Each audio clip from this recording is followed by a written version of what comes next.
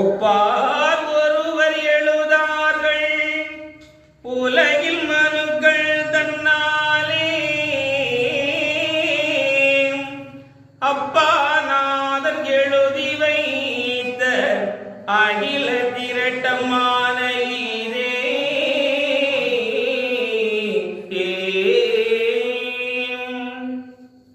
எந்த ஒரு மனிதனாலும் இந்த ஆகமத்தை எழுத முடியாது.